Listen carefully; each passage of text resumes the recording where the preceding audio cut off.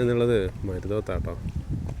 ഇവിടെ ഞാൻ ഇതിനു മുമ്പ് ഒരു വീഡിയോ ചെയ്തിരുന്നു കുഞ്ഞമ്പേട്ടൻ്റെ അതിമനോഹരമായ ചായക്കട എന്ന് പറഞ്ഞിട്ട്. ആ ചായക്കട ഇപ്പം നിലവിൽ പൊളിച്ചിട്ടുള്ളത്. മരുതോത്തുനിന്നൊരു ചായ കുടിക്കാമെന്ന് വെച്ചപ്പോൾ ഇവിടെ എത്തിയപ്പോൾ ഇത് കാണുന്ന കാഴ്ചയായിട്ടത്. നല്ല ചായ ഉള്ളിയോടെയും കിട്ടിക്കൊണ്ടിരുന്ന കടയായിരുന്നു. പക്ഷേ പേടിക്കാനില്ല, കുഞ്ഞമ്പേട്ടൻ കടയും പൊളിച്ച് പോയിട്ടൊന്നുമില്ല. തൊട്ടപ്പുറത്തേക്ക് പുതിയ രൂപത്തിന് കുഞ്ഞമ്പേട്ടൻ പുതിയ കടയായിട്ട് കുറച്ച് സ്ഥലം മാറി സൗകര്യത്തിലേക്ക് മാറിയെന്നേ ഉള്ളൂ കേട്ടോ. ഇതാണ് കുഞ്ഞമ്പേട്ടൻ്റെ പുതിയ കട.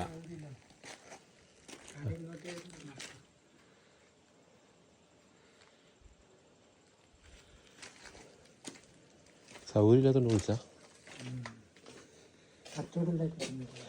ഇവിടുത്തെ അച്ഛനേക്കളെ കച്ചവടം കിട്ടില്ല.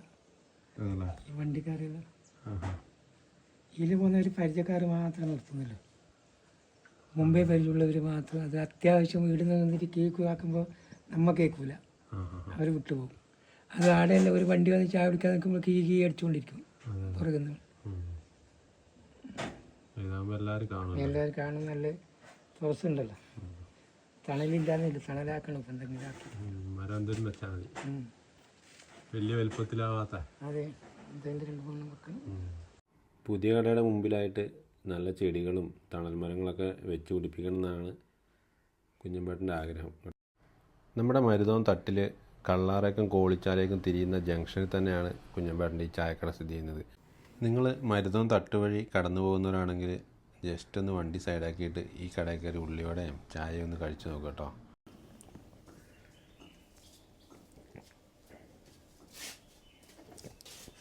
ഒരു ഉള്ളിയോടെ തന്നെ കുഞ്ഞമ്പേട്ട.